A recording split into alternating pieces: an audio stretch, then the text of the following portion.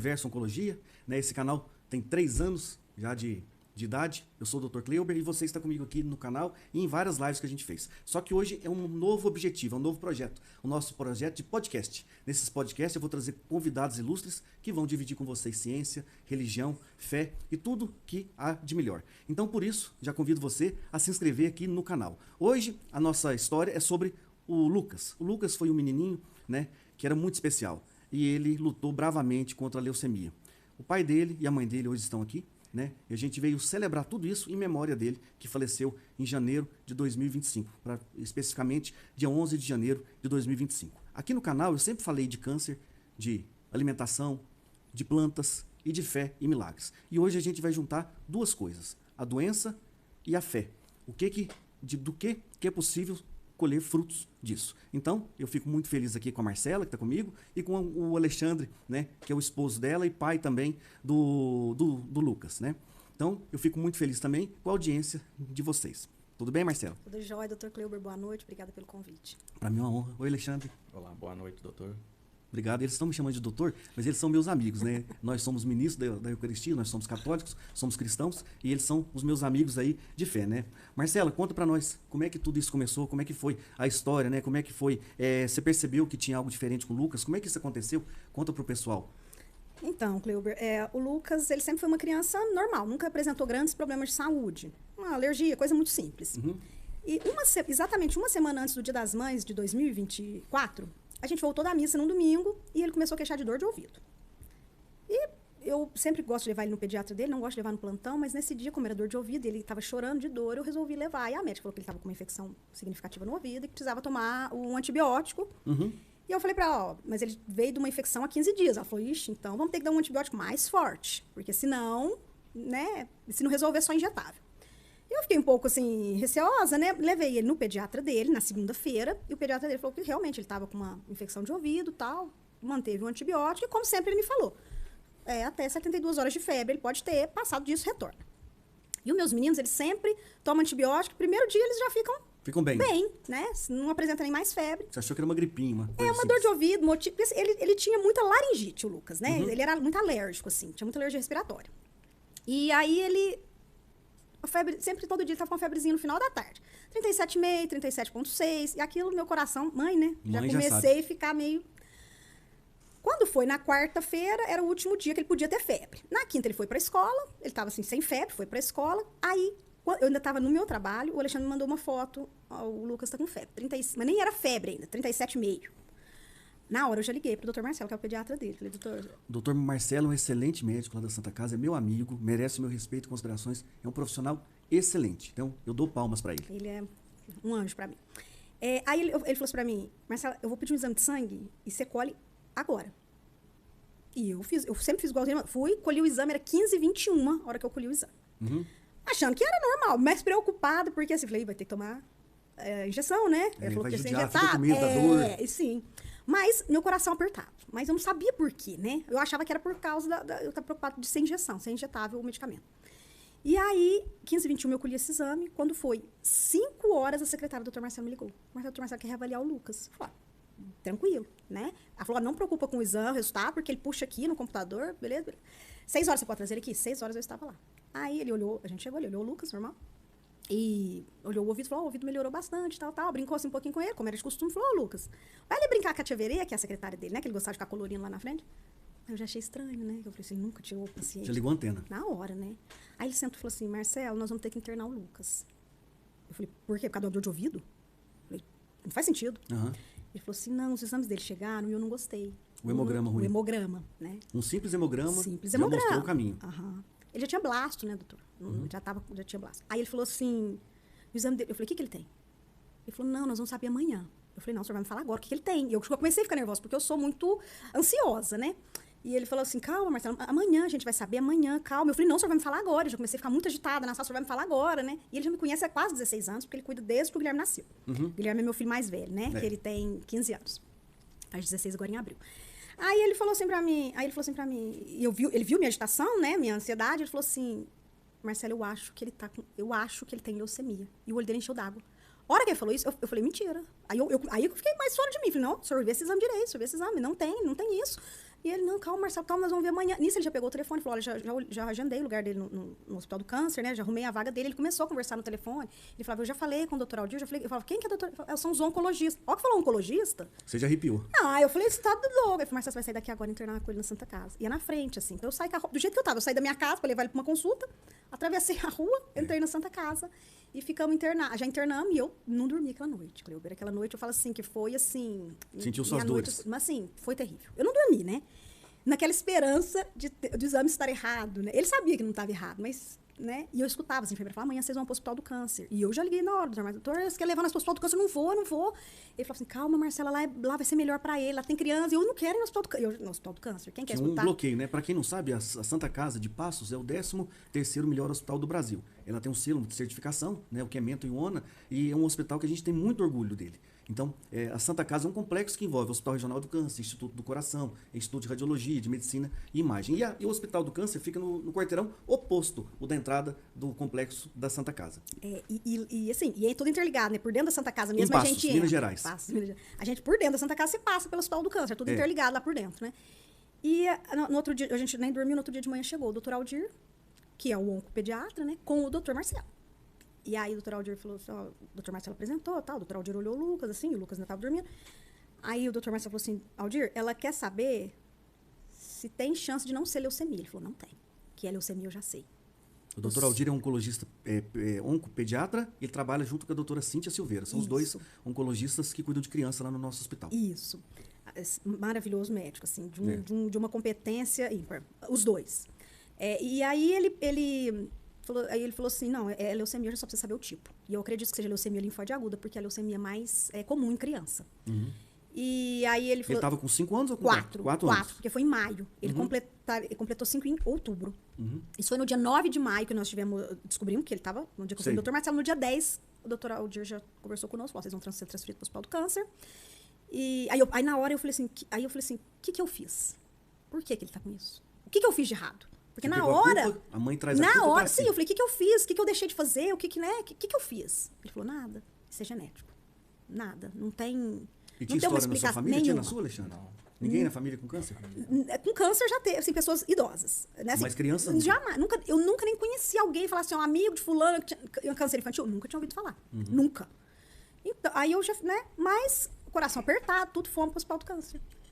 Eu lembro direitinho, eu atravessando exatamente onde a gente dá a entrada ali no Hospital do Câncer, eu na cadeira de roda, segurando o Lucas no colo, e assim, aquele sentimento de derrota, né? Assim, pra mim foi isso que eu senti na hora, tipo assim... Isso que eu ia te perguntar na próxima pergunta, sentimento. O que você sentiu? Na hora, assim, você fala, meu Deus. Na verdade, você não sabe nem o que você pensa muito, né? Porque, assim, veio um monte de coisa na sua cabeça, ao mesmo tempo você não sabe. E eu me recordo que na hora que nós entramos, já puseram a gente num quarto, sozinho, né? Porque pela questão de ter da imunidade dele, puseram a gente num quarto sozinho. E o psicólogo já veio atrás imediatamente, o tio Léo, pessoa maravilhosa. Veio atrás, já veio e já conversou com ele, já tentou nos acalmar. Léo é ótimo, né? Maravilhoso. Aliás, o Hospital do Câncer, as pessoas que trabalham lá, especialmente na oncopediatria, que é onde eu praticamente morei durante 8 meses, são pessoas assim que Deus escolhe a dedo para colocar lá. Porque além de ser profissionais de uma competência, assim, não tem como descrever, são pessoas humanas num nível divino, assim. É o que eu falo sempre para quem tem um diagnóstico oncológico. Se você fizer seu tratamento num hospital de câncer, um hospital oncológico, é muito melhor. Porque tem a psicóloga já acostumada com isso, especialista, nutricionista, a equipe multidisciplinar, já tem uma rotina que funciona melhor. Então, num hospital, igual o nosso Hospital Regional do Câncer, a rotina já está toda feita. Já estão acostumados com outras crianças igual ele. E ali, assim, lógico, no primeiro momento foi dificílimo, mas eles tentam fazer a nossa caminhada ali ficar o mais fácil possível. Assim, eles são muito humanos. Eles tentam fazer a criança ser criança, no que pode, né? Tem a brinquedoteca, tem as voluntárias, assim, que são um bálsamo para as crianças, sabe? Então, assim, ali, assim, eu posso falar que eu fui feliz dentro do Hospital do Câncer. Eu tenho muita gratidão e muito carinho por toda a equipe do Hospital do Câncer. Eles cuidavam da gente, tratavam a gente como gente mesmo, não como paciente, entende o que eu tô falando? Eles viam a gente, assim, além do paciente. O que eles podiam fazer para nossa vida ficar mais feliz possível, eles não mediam esforços para isso. E ali dentro, eu falo assim, ali a gente vê... eu fui muito feliz lá dentro. Eu não posso falar assim não, eu fui feliz lá dentro. O Lucas foi feliz lá dentro. Porque o Lucas era feliz onde ele estava, né? Então... O Hospital Regional do Câncer, ele vive bastante de doações, né? Quem quiser fazer doação, ele é só entrar na internet, hrcpassos.org.br, lá tem como ser feita a doação pela instituição. Isso é uma coisa que eu falo, sempre que eu tenho oportunidade, a pessoa que puder fazer pelo Hospital do Câncer, e eu posso falar do Hospital do Câncer aqui da nossa cidade, que é onde eu frequentei, né? Onde a gente teve contato. faz porque faz é pra Deus. Porque ali, assim, gente, o meu tratamento era feito pelo convênio, né? Que o meu convênio tem conveniado com o Hospital do Câncer. Mas a grande maioria ali, sei lá, 95% é SUS. E o tratamento é o mesmo. O tratamento, assim, eu via, porque a maioria de quem tava lá conosco era SUS, grande maioria. Não era o tratamento mesmo pra baixo, não, mesmo pra cima. Gente, assim, ali é uma coisa assim, eu acho que todo mundo deveria ter acesso àquele tipo de tratamento médico. Entendi. Todo mundo, em toda esfera, não só na oncológica. Entendi. Todo paciente devia ter aquele tipo de tratamento. Porque ali é, assim, o Hospital do Câncer de Passos é, assim, para dar exemplo e todo mundo deveria ter acesso a esse tipo de tratamento. E ele ficou lá, já começou a fazer o tratamento? Começou a quimioterapia? Ou fez biópsia de medula primeiro? Ele chegou lá, a gente fez coleta, né, do líquor da medula, esqueci o nome. E aí a gente já começou com corticoide em dose quimioterápica. Entendi. Isso ele fez por 8 dias, se eu não me engano, no D8, que eles falam D, né? No D8 ia começar a primeira quimioterapia. E o Lucas não respondeu bem ao corticoide. Até eu lembro que o doutor Aldir falou assim pra Marcela, o Lucas é um respondedor lento. Quando ele falou isso, assim, eu já fiquei, né, arrasada. Né? Já pensou, não vai ter resposta. Porque ele não reagiu. Ele começou o tratamento com 150 mil leucócitos. Sim. Né? Chama neutropenia. Né? Aí, assim, ele já começou e tinha que abaixar, né? Assim, porque para chegar... E ele não reagiu bem ao corticoide. E aí a gente começou no D8, já começou com a quimioterapia. E aí fazia quimioterapia, que não sei se todo mundo conhece, é tipo fosse um soro, né? Que coloca. Isso. E também ele fazia intratecal, que é aquela que é direto na medula, né? Na medula, faz um centro cirúrgico. Faz lá mesmo, no Hospital do Câncer, né? Num quartinho, assim, separado, né? Num quarto de procedimento. E é o oncologista que faz, é o doutor Aldir. No Lucas, todas as vezes, se não me engano, foi o doutor Aldir que fez a intratecal. Certo. E aí, depois de quanto tempo que ele fez que ele, vamos dizer assim, depois de quanto tempo que ele fez fez a primeira, depois de quanto tempo que ele fez a segunda? Na verdade, a leucemia, a gente tinha que ficar internado 40 dias direto. E ele não ficou, não? Ele ficou um pouco menos. Menos? Um pouco menos de 40 dias. 40 dias fora de casa? 40 dias fora de casa. E o outro filho, como é que ficou? Não. Aí o pai cuidou? Não, porque o Alexandre, assim, graças a Deus, o Alexandre, ele acompanhou todo o tratamento do Lucas. O Alexandre estava no hospital conosco direto. Um pai presente, né? Sempre foi. Sempre. Mas durante o tratamento do Lucas, assim... Porque não é comum ver pais lá dentro do hospital, por muitos motivos, né? Pais e maridos também. Principalmente com câncer de mama. Muitos maridos abandonam as mulheres. Literalmente, né? Então, o que é muito triste, muito triste. Assim, uma covardia. Porque, assim, é quando a pessoa mais precisa ali da gente, né? Então, o Alexandre ficou conosco, presente, todo tempo lá, né? Assim, ele saía para trabalhar, voltava, né? A gente ficava num quarto sozinho, então o doutor Aldir a gente permitia que o Alexandre dormisse conosco lá no quarto, né? E o tempo todo acompanhando o tratamento do Lucas. E o Guilherme, meu filho, ficava na casa de um casal de amigos nossos, o Matheus e a Denise, que cuidaram dele como se fossem filhos. Uma rede de apoio. Porque a gente não tem parente aqui, nós somos francas, a gente não tem nenhum parente aqui, a gente tem muitos amigos, graças a Deus. Então, a Denise e o Matheus cuidavam do Guilherme como se fosse filho deles. Né? Levava para a escola, cuidava, precisasse levar em consulta. Então, eu ficava muito tranquila, porque eu sabia que o Guilherme estava extremamente bem E você cuidado. falou do seu sentimento, dele deve ter sido igual. E como é que foi o sentimento dele, a hora que ele se deparou que estava dodói? Que estava dodói e talvez um dodói grave, 40 dias dentro de um hospital, fora dos brinquedos, sem brincar com cachorro, sem ir na escolinha, talvez. Na hora que ele ficou sabendo que ele ia ser internado, ele não queria. Né? Não quer, por que eu vou ser internado?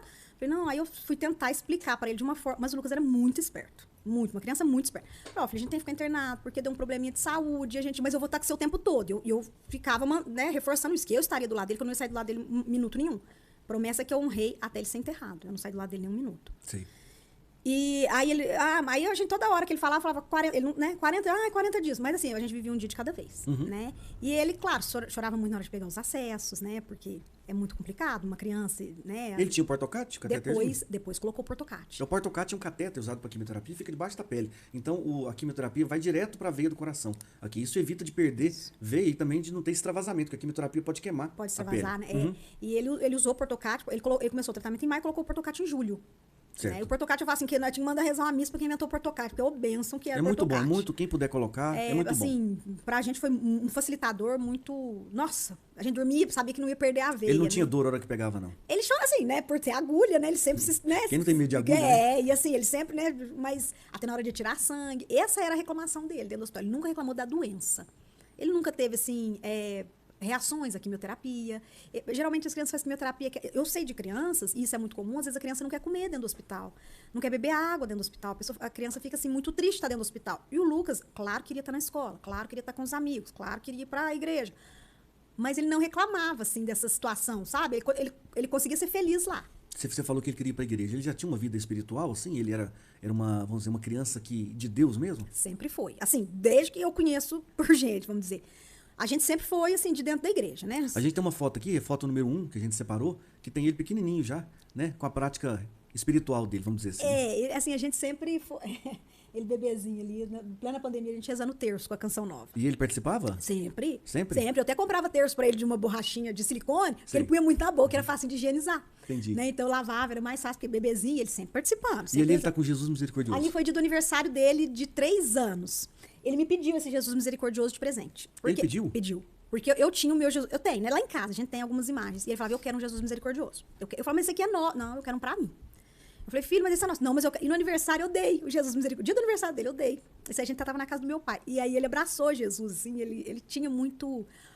Ele tinha muito carinho, assim, né? Com as coisas de Deus. Ele sempre foi muito... De uma espiritualidade muito acima da média. Sei. Mas é claro que eu, sendo mãe, E você também incentivava ou não? sempre. Porque eu sempre rezei muito, eu sempre gostei. Como sempre incentivei com o Guilherme, né? Entendi. Assim, só que o Guilherme reza, gosta, mas não igual o Lucas, né? O Lucas, nesse sentido de espiritualidade, sempre foi muito diferente. Isso é muito importante você falar isso, que eu chamo muito sobre isso, porque a educação religiosa numa família é o esteio do sucesso que a criança vai ter. A criança vai ter um sucesso profissional quando adulta, ela vai ter um sucesso no matrimônio dela, na educação dos filhos. Então, eu falo assim, na minha casa, é mais importante para mim a educação religiosa dos meus filhos que a educação formal. Sabe o que eu acho, falo? sem largar um ou outro, não, é claro. Sim. Sabe o que eu falo? Eu falo assim, hoje, né, com o Guilherme, eu falo, porque o Lucas eu sei que tá no céu. Mas eu falo assim pro Guilherme que se ele entrar em Harvard, só que se ele não entrar no céu, eu falhei. Então, assim, eu priorizo muito a parte religiosa. Cada pessoa educa seus filhos do jeito que entender, que achar melhor. Às vezes, quando crescer, escolhe a religião dessa conversa. Eu não Lá em casa também não tem essa, não. Assim, eu não deixei ele escolher se ele queria entrar na escola ou não. Eu não deixei ele escolher o nome dele. Eu não deixei ele escolher se ele queria tomar vacina ou não. Eu vou deixar ele... Pra mim, uma das coisas mais importantes da vida é a religiosidade. E isso ajudou ele a enfrentar a doença. Sim, sem dúvida nenhuma.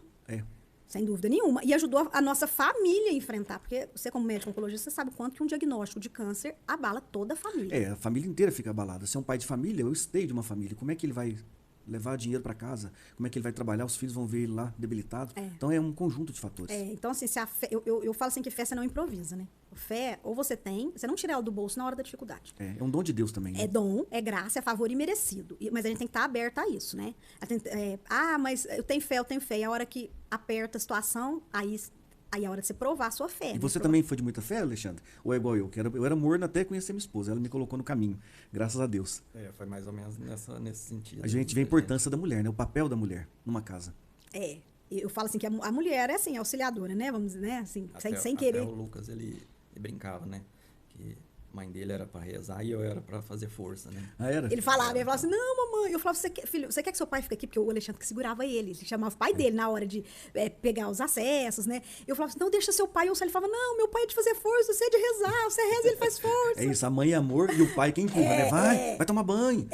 Vai pra escola, arruma seu quarto. O Alexandre não é de muitas palavras, pode ver, né? Que ele é mais tranquilo. E assim, só que lá em casa eu falava com o menino 20 vezes, era a mesma coisa. Eu falava, o Alexandre chega e fala assim, cata os brinquedos. Catava os brinquedos. Uma vez igual só mágico. Uma vez só ele fala. Então você achou que a fé ajudou isso, né? A fé foi, assim, primordial. Sem fé você não caminha dentro do Hospital do Câncer com um filho tratando. E a relação dele maior, você acha que era com Jesus, era com a mãe de Jesus, era com o Carlos Acutis, né, que ele gostava? Muito. O Carlos Acutis, para quem não sabe, é um novo santo, né? É um menino que ele, desde pequeno, ele começou a fazer obras aí, em nome de Jesus, fantásticas.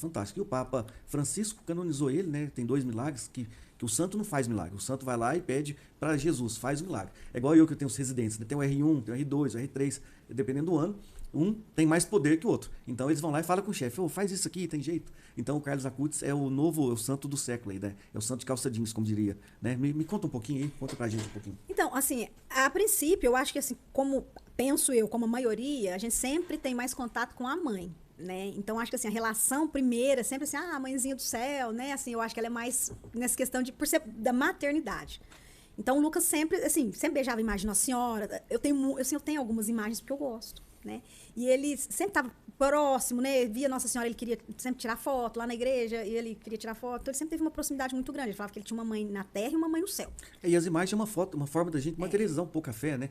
Muita gente fala assim, o Êxodo 22 lá, que não fazer veneração com imagem não é nada, não é igual um bezerro de ouro. Isso é igual um porta-retrato que a pessoa tem em casa, ele lembra da mãe, né? Então, às vezes, translado. Então muita gente confunde isso aí. Sempre teve imagem, né? Na Arca da Aliança tinha os querubins. Lá Salomão fez os 2 anjos lá na porta do templo. E assim vai. Não é um bezerro de ouro, né? Não. Então, ele não é um menino que tinha adoração, veneração pela Não. imagem. Era para ele materializar. Católicos, de verdade, católicos não adoram imagens. Nenhum né? deles. Isso assim, é uma coisa que não precisa no meu ponto de vista, com todo respeito, e eu respeito profundamente toda religião, toda religiosidade. Mas eu acho que assim, as pessoas precisam mudar um pouco o discurso, de ouvir falar, passar para frente só o que ouve falar. Até a religião está polarizada. Né? Então, assim, com todo respeito, quem conhece, eu estou falando de católicos que são católicos, não católicos que vão em missa de 7º dia, estou falando católicos. Católico de BGE. É católico de BGE. Estou falando que os católicos não adoram imagens. Isso, assim, é uma coisa que já está tão... Não tem nem mais por que explicar. Eu acho que penso que não é nem mais ignorância. Se a pessoa não entender isso, é falta de vontade. E quando ele teve a doença, e antes, assim, você punha ele para dormir, fazia oração com ele, durante o período do hospital, ele passou por essas dificuldades, ele também se apoiava na fé? Sempre. Ele sempre. Pedia para não ter dor? Como é que era isso? O Lucas, a gente sempre rezou. Então, a gente sempre rezava e ele me acompanhando todo o tempo, né? O Lucas não sentia dor. Só durante as picadas que ele falava. Eu não gosto de sentir picada. Mas ele não reclamava de dores. O Lucas não reclamava que sentia nenhuma dor. Será que Deus poupou isso dele? Doutor, o Lucas nunca teve nenhum sintoma de leucemia. Nós descobrimos a leucemia Sangramento, nesse exame. nada? Nunca.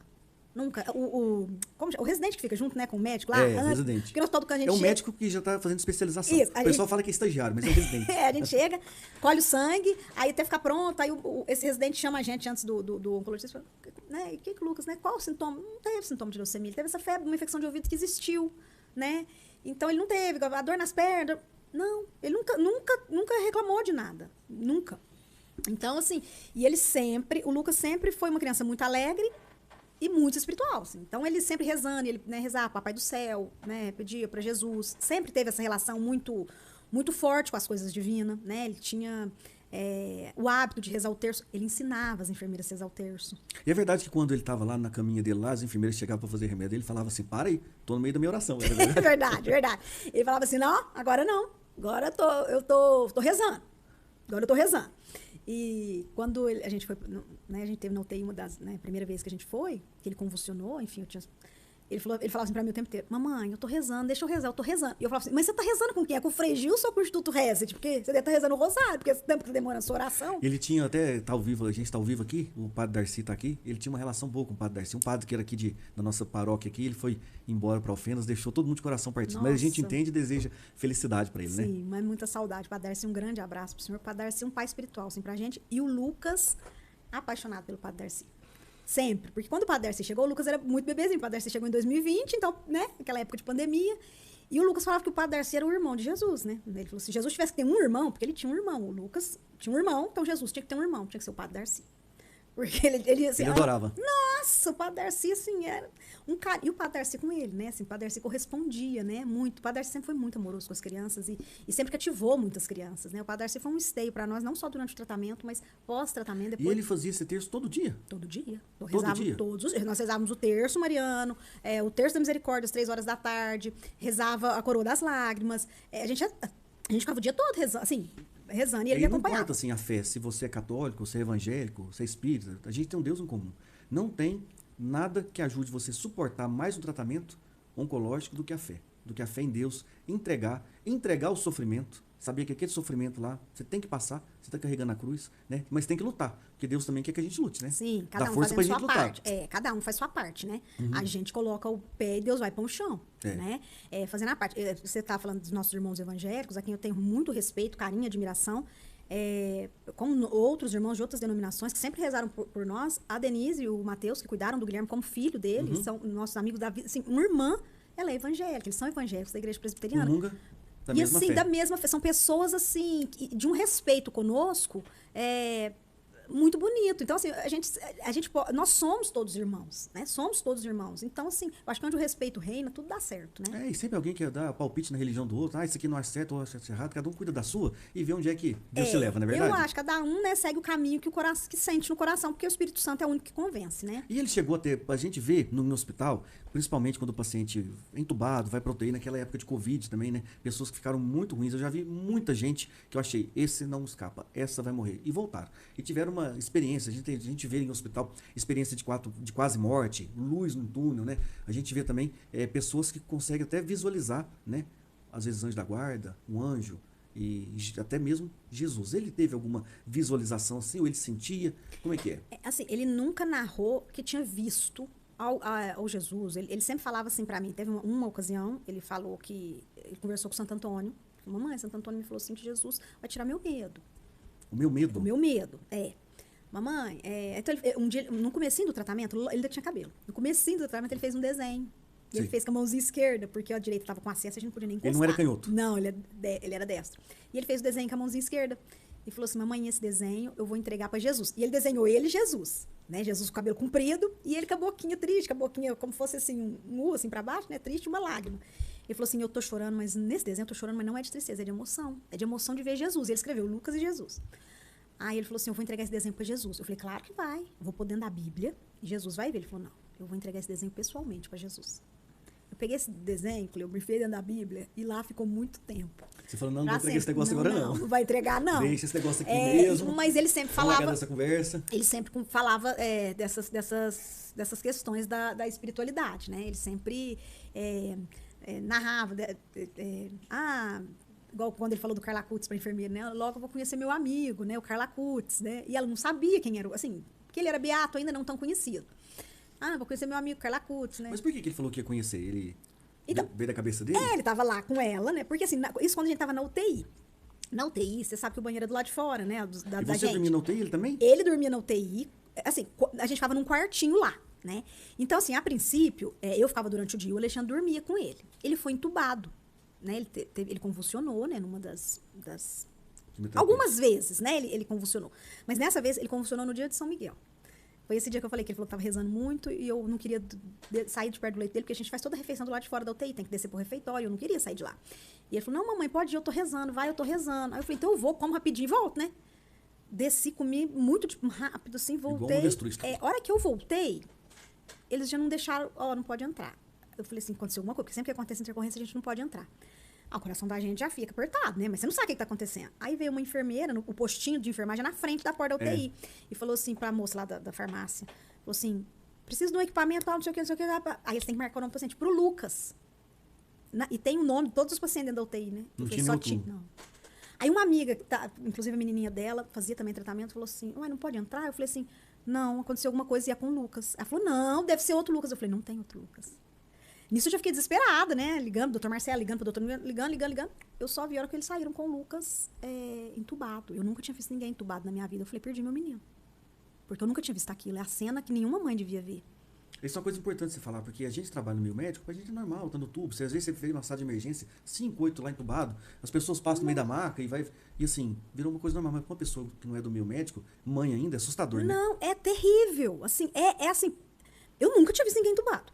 Saiu a alma pra fora e voltou. Tanto que eu tenho muito carinho por... Porque ele na UTI também, as mães da UTI fazem muita amizade, né? Porque todo mundo sabe que tem a gente conhece uma dor uma da outra. Como no Hospital do Câncer também, as mães sempre...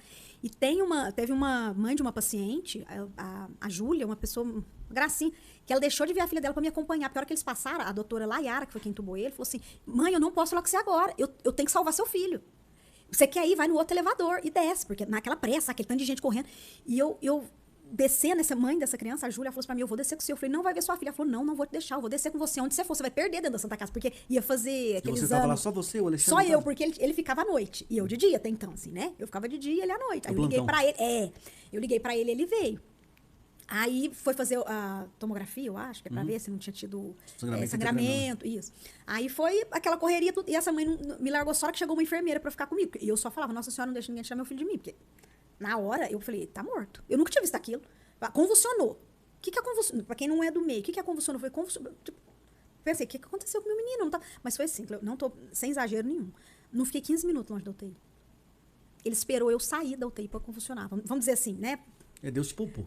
Foi o que a enfermeira falou. Marcelo, ainda bem que você não estava. Porque se você visse, a gente ia te tirar de lá, porque você não ia poder estar perto. Ia ser muito mais traumático. Porque não pode, né, ficar perto, pra não atrapalhar a equipe. Tem pessoas que pulam em cima. Então imagina a mãe, né? Começa a chorar, já comove a equipe inteira, né? O foco tinha que ser ele. Aí ele ficou entubado, né, do dia 29 até no dia de Santa Terezinha, dia 1º, se eu não me engano, né? Primeiro dia, que eu marquei as datas assim, foi quando ele foi estubado, viu que ele não tinha nenhum problema, estubaram ele, graças a Deus, ele voltou no mesmo dia, não teve... Aí passaram a gente pro quartinho isolado. Porque Sei. os pacientes oncológicos, por ser imunossuprimido, eles ficam, né, nesse quartinho. E aí o Alexandre dormia e eu ia embora, né? Só que aí ele começou a pedir, mamãe, fica, né? Eu fico triste. Aí ele pediu pra enfermeira. Deixa minha mãe dormir também. Aí a enfermeira deixou. E ficava vocês dois? Ficava nós dois, arrumaram uma cadeira pra nós. E assim, nós fingíamos que ia poder, nós ficamos lá, né? Nós E o vamos outro ficar. tinha que idade? O Guilherme 15. 15, né? 14 para 15, né? Que ele fez 15 em abril do ano passado. Tô me perdido nas Ele datas. tava maiorzinho, conseguiu suportar melhor, né? Sim. Mas assim, eu fiquei do lado do Lucas, e isso eu falei pro Guilherme num dia que eu tive uma conversa com ele, assim, depois que o Lucas já tinha falecido. Eu falei assim, meu filho, eu te peço perdão se eu te causei algum trauma pela minha ausência. Mas eu faria tudo de novo. O filho que mais precisava de mim era o Lucas. Então, eu faria tudo de novo. Eu não me arrependo. Assim, você sempre pergunta, a gente se pergunta assim, será que eu podia ter feito mais? Porque eu abandonei toda a minha vida. E assim, pra mim, não existia outra possibilidade. Né? Eu fiquei do lado do Lucas e o tempo todo não deixei ele nem um minuto. Só hora que não me deixavam estar perto dele, pra fazer alguma Eu cirurgia. imagino que essa espiritualidade dele também, né? Ela vinha de todas as formas, né? Possivelmente ele teve várias histórias com funcionários, né, diferentes. Você pode contar algumas aí? Assim, não sei se já chegou, se você soube e tal, mas o que o Lucas fazia? Eu comprava muitos terços, coroa das lágrimas, né? Que a gente, né, pela devoção, como diz, nós somos católicos, né? E a gente começou a distribuir dentro do Hospital do Câncer, né? E o Lucas, ele era muito carismático. Só que ele não era um menino docinho, assim, sabe? Ele tinha a personalidade forte, ele era colérico, então ele tinha a personalidade mais forte. Era brabo? Mas bravo, tipo assim, ele queria fazer escala das enfermeiras. Não, quando eu estiver aqui, vocês tudo trabalham. O dia que eu não tiver, vocês tudo tiram folga. Porque ele gostava muito das enfermeiras, ele tinha muito carinho com elas, né? Então ele falava, por que fulano não veio hoje? Não, tá de folga não, o dia que eu tiver aqui ninguém pode ter folga, só o dia que eu não tiver. E o Lucas, a gente fazia toda essa questão, né? De distribuir terços, ele ensinava as pessoas a rezar, né? Ele tinha, assim, muito apreço com as coisas de Deus. Então, ele ensinava, assim, me ensinava a rezar. E ele fazia muita amizade com todo mundo. Vinha outros profissionais. Vim aqui pra conhecer o Lucas. Quem que é? A Rita, do Hospital do Câncer. Foi lá conhecer o Lucas. Eu nem te conheci naquela época. Uma vez eu fui lá conhecer ele, mas eu falei, não vou lá não. Eu fui pequeno também, vou ficar Deve ser sensibilizado. difícil, né? Falei, não vou lá não. Então, as pessoas iam assim, eu vim aqui, eu sei que é o Lucas, né? Porque, assim... E o que ele fazia com os terços? Ele dava pras pessoas ou ele largava nos cantos? Entregava. Ele escolhia? Não, a pessoa entrava e ele falava assim, eu sempre tinha que ter terço, né? Porque ele falava assim, a pessoa entrava no quarto, assim, né? E ele falava assim, você é católico? Aí a pessoa falava assim, era, e falava pra mim, mamãe, ele me dava, eu era secretária, pega o terço. Tinha que pegar o terço. Se fosse evangélico, espírita, então, ele não dava não. Teve uma ocasião que ele perguntou pra uma pessoa muito querida também, falou assim, você é católica? Ela falou assim, eu sou cristã. Ele falou assim, então você é católico? Porque na cabeça dele, o Lucas era criança, ele não tinha esse entendimento. Né? O que importa é Jesus, né? Ele não tinha, assim, como a gente era católico, ele achava que todo mundo era católico. Tipo assim, ele não tinha esse entendimento, né? Ele era muito criança. Criança não tem divisão, né? Inocente, né? E aí ela falou assim, eu sou cristã. Aí ele falou, então, você é católica. Mas ele não pediu pra eu dar o terço.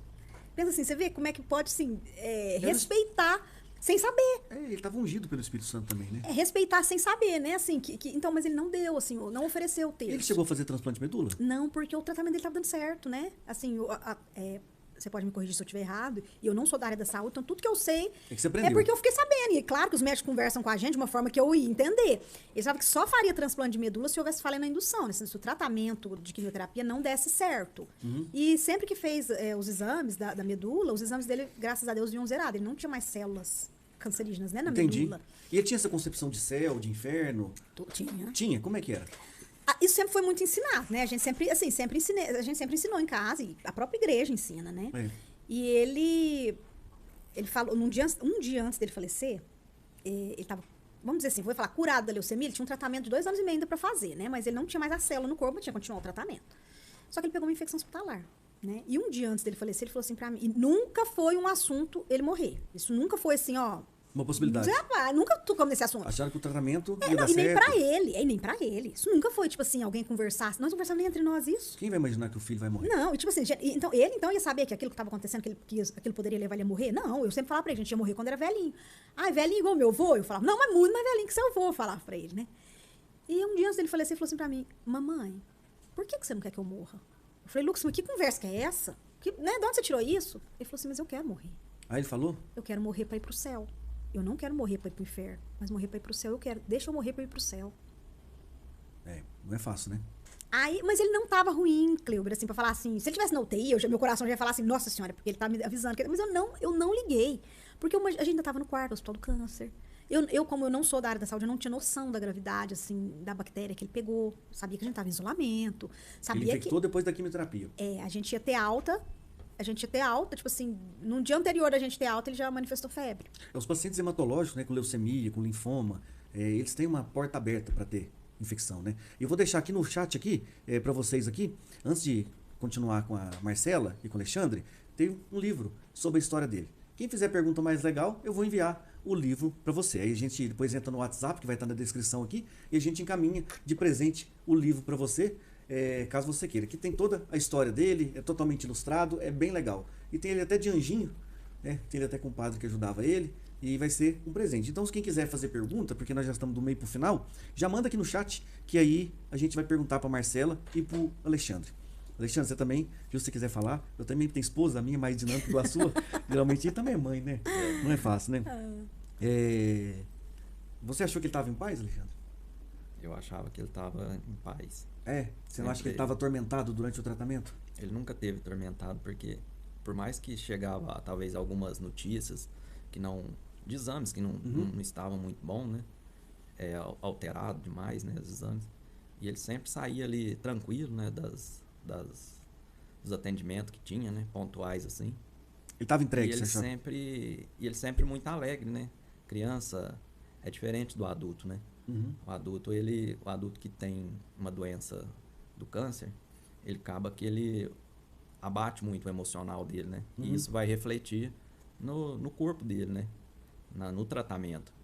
E a criança não, a criança já leva numa leveza maior, né? Maior. Ela leva numa leveza maior, eu acho que isso ajuda muito no desenvolvimento dele, né? Do tratamento, né? Encara com mais naturalidade, né? Encara com mais naturalidade. Eu acho que isso tem uma diferença do tratamento do adulto com a criança. Eu lembro quando eu estava um dia chegando lá no hospital, tinha um menininho que a gente tratou ele de osteosarcoma, um tumor de osso, né? E geralmente eu opero tumores ósseos com um amigo meu, Dr. Manuel. E aí, o menininho com mochilinha, eu falei assim, Diego, onde é que você vai? Eu falei assim, vou internar, uai. E na maior felicidade foi com a mochilinha dele, sabe? E eu fiquei pensando, nossa, olha só, ele nem sabe o que vai acontecer. Não sabe. Vou internar, uai. Eles não têm ideia, né? O mundo da criança é um mundo mágico, né? E você falou uma coisa muito importante, de como o adulto se porta frente à doença, né?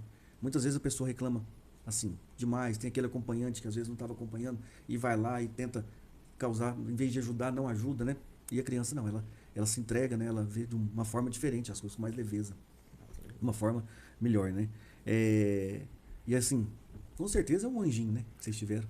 O Lucas, ele é diferenciado. Eu falo porque eu faço que o Lucas, pra mim, o Lucas vive, né? Ele tá em outra fase. Eu faço sim. igual outra fase do Atari, do videogame. Atari coisa de velho, né? O videogame, ele tá na fase 2, né?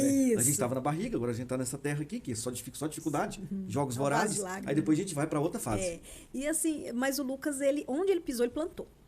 Né? Assim, as pessoas, Cleuber, sempre falavam assim, nossa, o Lucas era um menino muito iluminado. Eu ainda falava assim, é porque o nome dele, né? Porque chama Lucas, Lucas significa iluminado, né?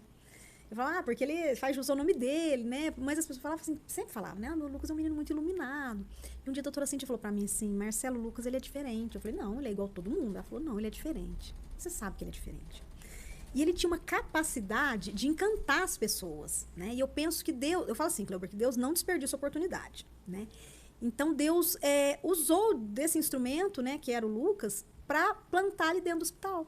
Né? Um lugar assim que... E não só no hospital, a principal em mim, eu falo, né? Porque eu também tinha muita resistência a essa questão do hospital, igual eu te falei no começo, né? De eu entender o que é um tratamento de câncer, né? Porque a gente acha que é uma sentença de morte. E não, é uma doença que tem, sim, tratamento. Claro, mas o Lucas faleceu. Essa foi a vontade de Deus. Né? Tudo que poderia ter sido feito pelo homem, pela mão humana, foi feito. Não tem dúvida nenhuma. Tudo o que a parte médica... não teve nenhum pecado. Não. Para mim, do fundo do meu coração, eu acho que tudo que o hospital, tudo que os médicos, tudo que a equipe médica, tudo podia ter sido feito pelo Lucas, foi feito. Eu me recordo quando o Lucas estava na UTI, que ele pegou uma pneumonia bacteriana, fúngica. Pneumonia fúngica. E demorou muito para o remédio fazer efeito. Acho que só tinha um remédio, né? E demorou muito, assim, 30 dias para fazer efeito. A infecção de fungo, ela é difícil o remédio penetrar. Então, e assim... É igual a unha, quando fica... E parece que, como fez muitas cavernas, acho que o doutor Aldir falava assim, no pulmão, não dava nem para operar, não dava. Tipo assim... Aí eu me recordo que o doutor Marcelo falou assim para mim, Marcelo, a Santa Casa não está economizando com ele. Então, tudo que pode ser feito, está sendo feito. Só que aí você tem que esperar o agir de Deus, né? Tudo que podia ter sido feito pela mão humana, no tratamento do Lucas, eu tenho certeza, dentro do meu coração, eu tenho certeza que foi feito. Né? Mas aí tem o agir de Deus, a parte de Deus. E aí Deus entendeu, e ele é soberano, entendeu que o plano dele pro Lucas era que ele estivesse ao lado. Ele gosta que os bons ficam perto dele, né? E não é porque o Lucas é criança. A gente vê muita criança que tem má índole. A gente vê criança, né? Que esses relatos de filme baseado em história real, de criança que tem, assim, né? Que comete até crimes, né? E ele sempre foi uma criança boazinha, ele brincava com os outros, sem brigar, sem... Não, o Lucas, manso. assim, ele não era manso no sentido de passivo, Sei. né? Eu tenho 2 filhos, eles são totalmente diferentes um do outro. Se Né? tivesse O 10, Guilherme seria diferente. Só que o Lucas, como eu falei, ele é colérico, né? Ele, assim, sempre muito... O Lucas, ele não tolerava uma injustiça. O que aos olhos dele fosse injustiça, ele ficava e ele se posicionava. Mas ele amava os amigos, brincava com todo mundo. Sempre foi um menino, assim, muito sociável. Mas ele não era aquele, assim, que você podia rapidamente dar o nó nele, vamos dizer. Não, ele se posicionava. Mas, assim, então, é tão interessante como ele sempre teve essa questão de espiritualidade até nisso, né? Assim, era muito interessante como ele sabia que o que ele podia e o que ele não podia fazer com base... isso vai agradar a Deus, isso desagrada a Deus. Lógico, do ponto de vista dele. Porque, gente, o Lucas era uma criança. A gente não pode imaginar, assim, né? Que ele entende, tem a percepção de um adulto, porque ele não tem. Entendi. Só para dar um ponto aqui, né? Tem muita gente que vive de fazer corte. Então, se alguém fizer corte desse podcast, eu não vou fazer reclamação no YouTube, né? Porque o YouTube reconhece quando tem corte e coloca como uma denúncia. Eu quero que esse vídeo se espalhe. Porque aqui o nosso ponto aqui é o Lucas. Não é meu canal, não é a mãe, não é o pai, não sou eu, é ele. Eu quero que as pessoas saibam do que aconteceu com ele e que ele seja um exemplo para todas as pessoas aí que estão em dificuldade, que está num momento difícil, não só com câncer, um momento difícil na família, um momento difícil financeiro. Esse tipo de experiência é muito importante, né? E então... é isso que eu quero. E vou pedir também para se inscrever no canal, que agora eu quero a placa de 1 milhão. Estou com a placa de 100 mil aqui, quero ver se a gente chega em 1 milhão. Agora eu vou perguntar para o Alexandre uma coisa aqui que eu tava muito curioso. Qual foi a experiência maior que ele te deu dentro da doença e dentro da espiritualidade? Eu acho que, com relação, acho que uma andou junto com a outra, né? Sei. As duas ali, por isso que ele levava nessa leveza, né? Uhum. E, assim, ele era um menino muito esperto, né? E mesmo com toda essa esperteza dele, ele via o que a doença ia trazer para ele, né? Assim, ele sentia o que ele ia ter, mas mesmo assim, acho que o que ele tinha ali, a espiritualidade que ele tinha, acho que ajudou ele, assim, a balancear algumas coisas e ele não sentia tanto essa parte, né? Uhum. Os dois andavam juntos, né? Essa parte. Muitas pessoas pensam, mas por que aconteceu isso com a criança, né?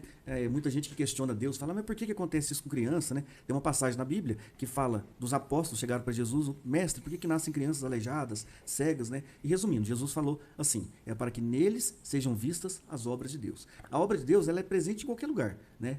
A gente que trabalha com doença, a gente percebe, né? E a gente percebe também que aquela pessoa que tem mais fé, ela tem mais leveza no sofrimento, ela vive mais, ela... E vocês podem perceber aqui com esse bate-papo nosso que o Lucas foi exatamente isso, né? Ele sofreu, ele teve as dificuldades, só que ele levou, né? Soube levar, né, Marcelo? Ele nunca reclamou, Cleuber, assim, da doença. Nunca reclamou. Ele reclamava de ficar longe da escola, igual eu já tinha falado, né? Mas ele nunca reclamou, assim, da doença, de por que está acontecendo isso com ele, né? Assim, por que ele está longe dos colegas, né? Nunca reclamou, ele sempre... E os colegas iam lá visitar ele? Não podia. O Lucas não podia ter contato, porque ele era imunossuprimido, né? Entendi, a defesa dele estava baixa. Sempre muito baixa. Né? Tinha vezes que ele tinha que ficar longe do irmão, e quando a gente estava em casa, o irmão ficava de máscara, o Guilherme ficava de máscara, porque a defesa dele era muito baixa, né? Assim, então eu tinha essa preocupação. Você estava falando assim, essa questão de sofrimento, eu acho que o sofrimento é inerente da vida humana, né? Não existe vida humana que não vá passar por um sofrimento, eu acho que isso é utópico. Claro, cada um tem, né? Porque assim, Jesus, ele fez uma promessa, né? Ele nunca prometeu que ia ser fácil. Inclusive ele falou: "No mundo tereis aflições". E não é uma só, não, tá no plural. Mas ele também promete: "Tem de bom ânimo, eu venci o mundo", né? "Eu estarei convosco até o fim dos tempos", ele prometeu, e ele cumpre. Deus não é homem para mentir. Então o que ele prometeu, ele cumpre. E na nossa casa, a dificuldade foi a leucemia, né? A aflição na nossa casa foi a leucemia. Na de outra pessoa vai ser outra coisa. Mas cada um tem seu pedaço de dificuldade para passar. Não existe vida. A gente não pode querer ficar imune ao sofrimento, porque isso não é possível nesta vida, né? A vida sem sofrimento é a vida eterna, onde a gente espera estar, né, contemplando o ele Pai, já tá lá, além de como ser o Lucas criança, já está. todo sofrimento ele teve, é igual eu falo, né? Ele tá na frente nossa. Eu falo assim que, ainda que os altares das igrejas nunca reconheçam o Lucas, né? Eu sei que eu tenho um filho santo, porque santo é aquele que contempla a face do Pai, né? Aquele que já está contemplando, e o Lucas já está. Morreu antes da idade da razão, né? Batizado, morreu antes da idade da razão, e passou por... E sem reclamar. Um dia até o Padre Darcy, gente, no lançamento do livro, o Padre Darcy até lembrou que ele conversava com os bonequinhos dele lá no hospital, né? Sabe aqueles naninhas que ficava lá? Sei. E ele dava aula de catequese pras naninhas. Os naninhos o quê? Naninhas, bichinhos dele. Porque se ele não tinha alguém pra conversar, assim, se ele não tava O mundo mágico pregando... dele. A naninha daqueles travesseirinhos, né? De Nossa Senhora Aparecida, umas naninhas que ele tinha.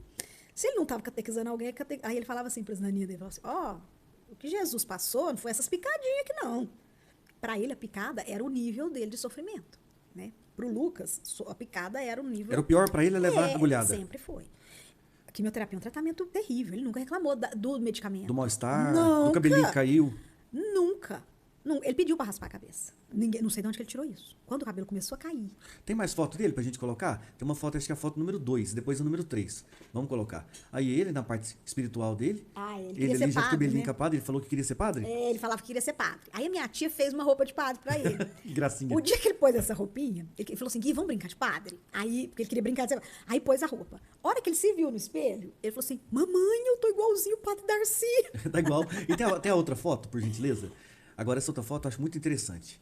A foto ali, ele sempre na fé, com Jesus ali, em forma de figurinha dele, em forma de pintura, né? Mas ali é uma coisa interessante, a sonda. Aquela sonda é o que todo mundo mais reclama. Como é que foi, né? Isso é para os pacientes que tem câncer de estômago, câncer de esôfago, tem que usar isso aí, ou quem não consegue deglutir, ou que tá com broncoaspiração, que tá engolindo pro pulmão, secreção. Como é que foi passar essa sonda nele? E o que foi a reação dele com isso aí, o desconforto que isso dá? Assim, a sonda foi colocada, ele estava entubado, né? Ele usou essa sonda. Então ele não viu passar. Da primeira vez, né? Só que uma vez ele arrancou a sonda. É o que os adultos também fazem. Né? Ele arrancou de noite, a gente tinha que ficar vigiando. Tira. A gente, tem um marcador, até não uns tem? 20 anos atrás, a gente dava um pontinho no nariz quando a pessoa tentava tirar do igual o boi. Hoje é proibido, não pode fazer. Mas... E ele arrancou, e assim, e pra passar essa sonda, você sabe, né? Assim, Nossa, é uma dificuldade. meu Deus. Você imagina pra ele, e ele, né, dava ânsia, tudo. Aí a gente falava pra ele, Lucas, ele incomodava com a sonda, eu falava, Lucas, você não tem que passar de novo, filho. Aí ele tirava a mão, porque ele sabia do incômodo. E à noite ele não tentava tirar? Não.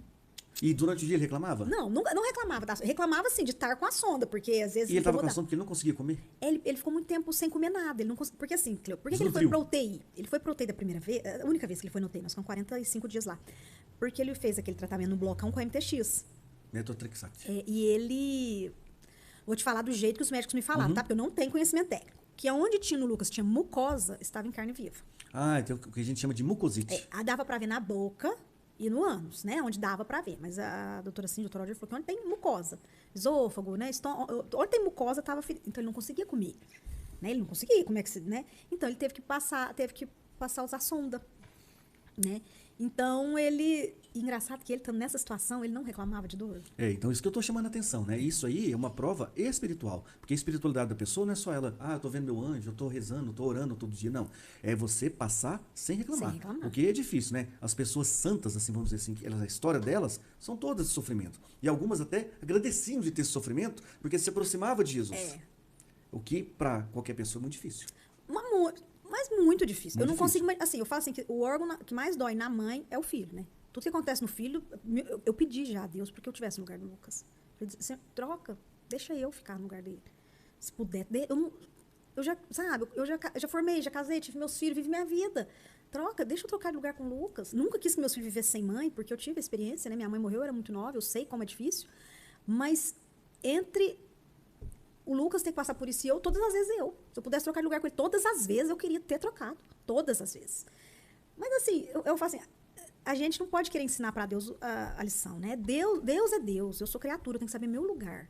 Tem que saber meu lugar. E o Lucas sabia o lugar dele, né? O Lucas sabia, tanto assim, ele não questionou. Quando raspou o cabelinho, ele falou que quero raspar o cabelo, quero raspar o cabelo, quero raspar o cabelo. E assim, ainda bem, né, que ele pediu. Ainda bem que não pediu pra você raspar também, né? Mas assim, o Alexandre raspou, não pediu. Mas o Alexandre e o Guilherme rasparam. Ele e o Guilherme Ficou todo mundo raspou. cabelo raspado. Bonito, hein? Então... E meu filho quis, a gente não pediu para ele raspar. O Guilherme quis raspar junto com o Lucas. Eles eram muito juntos? Colado, Cleuber, assim, mas eles eram assim, pra você ter uma ideia, cada um tem um quarto, né? Só que o Lucas e o Guilherme tinha que dormir no quarto com o Lucas, na mesma cama. Solteiro. E o Lucas não aceitava dormir longe do Guilherme. Aí, por muito custo, eu consegui fazer que o Lucas deixasse o Guilherme dormir na cama auxiliar. E o Guilherme sempre fez tudo que o Lucas quis. Porque o Guilherme é apaixonado no irmão. Só que aí o Lucas aceitou na condição do Guilherme dormir segurando o pé dele. Então, o Nossa. Guilherme tinha que ficar dormindo na cama de baixo. O Guilherme tinha que sair da cama dele, dormir na cama auxiliar, e segurando o pé do Lucas. No meio da... Lógico que ele soltava. No meio da noite, se o Lucas acordava, e o Guilherme tinha soltado, ele acordava o Guilherme pra segurar o pé dele de novo. Nossa, era plantão então, né? Você dava plantão na UTI, ele revezava e o Lucas e o Guilherme dava plantão de pé. Tem que ficar a noite tem que ficar inteira com o segurando. pé. E ele era assim muito apegado no irmão, muito grudado mesmo, né, no irmão. Eles tinham uma relação muito bonita. O Guilherme, assim, são 9 anos e meio de diferença. O Guilherme nunca tinha pedido um irmão e ele tinha, assim, loucura no irmão. Os dois, eles eram muito ligados mesmo. Agora a gente espera, né, que a história dele propague, né? Porque a gente tem a história do Carlos Acutis aí, começou assim. A mãe dele, né, contava a história dele para todo mundo, a mãe dele parava as pessoas na rua para contar, para entregar terço, e logo começou a aparecer coisas aí que Deus propiciou, né, de colocar ele para ajudar a fazer as tarefinhas que Deus deve dar para os anjos dele lá em cima, né? É uma história muito bonita, né? Então, eu espero que isso seja realmente, né, um modelo, né, para todo mundo. Eu esqueci de colocar um patrocinador aqui, porque é o primeiro podcast. Vamos colocar nosso primeiro patrocinador, a Med Trunfo. É uma empresa aí de preparação de médicos, né, para passar em residência, para serem melhores médicos. Então, é o nosso primeiro patrocinador oficial aí. Quem tem algum filho que vai fazer prova de residência, tá aí. Só seguir Medtrunfo, @Medtrunfo. Eu tenho mais 2 perguntinhas aqui que eu queria falar, né? Eu queria pedir, primeiro vou pedir pro Alexandre falar, né? Qual que é a mensagem que você falaria para um pai, assim, que você tivesse no lugar que você passou? Não só com um filho bebê, né, com 4 anos, um filho pititico, mas talvez com um filho aí com 10, 15 anos, qualquer filho. O que você falaria para um pai que está acompanhando um filho aí com uma doença tão grave? Tem alguma coisa que vem na sua cabeça? Eu acho que primeiramente é pegar com Deus, né? Deus vai preparando a gente, o caminho, chega a doença, mas Ele também prepara o caminho para a gente estar seguindo junto, né? E eu acho que a primeira coisa é pegar com Deus. Não tem como se você não tiver numa trajetória dessa, uma doença dessa que é tão terrível, né? Uma doença muito, muito forte. Se você não pegar com Deus, você não vai conseguir seguir. Não vai conseguir ter força. Não vai conseguir ter força, né? E é o momento que o pai mais precisa tá ali, vivo ali, para estar presente, para passar isso, para ajudar, né? De uma forma, né? Isso é uma coisa importante. E, assim, graças ao canal, eu consegui chegar em muitos lares, né? Muita gente veio para cá, eu operei muita gente fora, eu atendo muita gente fora, de tudo quanto é país, vocês pensarem, eu atendo gente. E o que eu percebo, país igual na Europa, né? Estados Unidos, né? Ásia, que eu tenho paciente que é brasileiro que mora lá, não tem mais fé. Igreja fechada, ninguém fala de Deus mais, então Deus está ficando, infelizmente, fora de moda. E a gente percebe que isso é uma tristeza, né? É uma tristeza. E se não tiver Deus no seu tratamento, vai ser mais difícil. Então, se você está longe dele, é melhor você, hora de dormir aí, bater um papo com ele no seu quartinho, falar, voltei, igual o filho pródigo, né? E você, Marcelo, o que você falaria para todas as mães? Você que é uma mãe, né? E a gente fala assim sempre da Virgem Maria. A Virgem Maria, na minha visão, Deus deu um presente para ela, né? Porque ela carregou o filho dele. Então, ele deu um presente para ela fazer grandes obras pelo mundo. E ela olha a todos, né? Eu sou devota da Virgem Maria, eu já tive uma experiência muito forte com ela e eu não gosto de falar mal dela. Ninguém gosta de falar mal da mãe, né? Gosta de falar bem. Querendo ou não, ó, dependendo da religião que for, quando chegar lá em cima, ela vai estar lá, você vai falar assim, ai meu Deus, o que eu fui falar aquilo? Né? O que você falaria como mãe para todo mundo aí que vai ouvir isso aí? Na presença de uma doença, né? Uma mãe que enfrenta uma doença, às vezes as mães estão enfrentando hoje problema com os filhos, com crack, com droga, alguns no crime, né? Mas o que você falaria para uma mãe que vai passar o que você passou? Cleuber, cada situação é muito única, né? Mas se a gente puder, assim, de uma forma geral, o que a gente fala é assim, sem Deus, a gente não consegue nada. Então, eu diria para as mães assim, sempre segue de mão dada com Deus a dificuldade que for. Porque Deus nunca vai desamparar a gente. E sem Ele, Jesus falou, sem mim, nada podeis fazer. E nada é nada. Então, a gente tem que estar muito conectado com Deus, de mão dada com Deus, independente da fé, independente do tipo de religião que a pessoa pratique, mas que a pessoa possa ser coerente com aquela fé que ela diz sempre professar. Se ela não tem nenhuma fé, né, é hora de ter. É hora de chamar, né? Assim, porque eu falo assim, que passar com Deus durante o sofrimento, durante a prova, eu acho até que é questão de inteligência. Não vou nem falar para você que é questão de fé. Porque se passar com Ele vai ser difícil, você já imaginou passar sem Ele? É mais complicado. Então, a gente tem que... Se você não tiver de mão dada com Deus, você não caminha... E não é só no sofrimento, não. Você não consegue ser uma boa mãe, você não consegue ser uma boa esposa, você não consegue ser um bom médico, você não consegue ser um bom marido, você não consegue ser um bom funcionário. Sem Deus, a gente não consegue. Durante um tempo pode até parecer que sim, mas fica tudo muito raso, né? Não tem... Então, assim, em toda situação, e não duvida do poder de Deus. Não questiona Deus. Deus é Deus. Deus é Deus para fazer o que tem que ser feito. Deus não é nosso empregado. Nós é que somos criaturas. Ele é criador. Ele sabe o que deve ser feito. A gente reza, as pessoas acham que reza para mudar a opinião de Deus. A gente não reza para mudar a opinião de Deus. A gente reza para conformar o nosso coração ao coração de Deus. Então é importante desenvolver uma espiritualidade para que a pessoa consiga prosseguir diante de qual dificuldade for. Né? Então eu acho que está sempre de mão dada com Deus. Você estava até falando do Alexandre, a questão de pai, né? Eu estive dentro do Hospital do Câncer, estive dentro da UTI pediátrica, né? Então eu posso falar só ali do que eu vivi. E a ausência dos pais, eu acho que é uma coisa que impacta muito no próprio tratamento das crianças. A presença do pai é muito importante na vida dos filhos. E hoje, assim, parece que fica... alguns, não estou falando todos, não estou generalizando, por favor, estou falando das situações que eu vi. Alguns pais, assim, terceirizam para as mães todo o cuidado e educação dos filhos, né? E a criança precisa de um pai e precisa de uma mãe. Presentes, né? Isso faz toda a diferença no tratamento da criança. Então, assim, quando você vê, claro, o pai não tá porque tá trabalhando e tal, mas, assim, eu fiquei 40 dias na UTI, 45 dias, teve pai que eu nunca vi. Que não foram lá não, no Hospital do Câncer também, fica longos tempos fazendo tratamento, você não vê. E assim, e tudo fica pra mãe. E é muito difícil, porque a mãe tá o tempo todo, e às vezes a mãe quer, como eu tinha, quando o Alexandre chegava, eu fazia assim, ai, posso relaxar um pouco, porque eu sabia que ele tava ali, sabe assim? Eu sabia que ele tava ali, eu podia relaxar, eu ficava atenta. Ele chegava e falava, ai. Então é importante essa presença paterna, como o Lucas falava, de força. Né? É o pai, assim, a mãe pode dar a força que for, nunca vai ser a mesma do pai, porque o pai ele tem esse estereótipo da força, então é importante. Complementação. Sempre. Deus fez o pai e a mãe, por quê? Porque a criança precisa de um pai, precisa de uma mãe. Presente no sofrimento. É ali que é o momento da gente honrar a Deus. A gente tem que honrar a Deus com a nossa vida. Se Deus te fez pai, então honre o pai, que ele permitiu que você fosse. Porque de tudo que a gente for prestar conta um dia, Cleuber, ele nunca vai te perguntar quantos pacientes você operou, isso também. Mas ele vai perguntar o que você fez com as almas que eu te confiei. Né? Então é muito importante essa presença. O que fizer o menor dos meus filhos, fará também a mim. Sim, sim. E a gente honra a Deus com a vida, né? Eu penso assim. Então, assim, todo mundo sempre fala, nossa, o Alexandre é um excelente pai. E sempre foi. Sempre. Mas durante o tratamento, assim... Ele ganhou uma estrelinha. A 2, então. 5 estrelas. Mas sim, porque foi assim, foi um diferencial muito grande.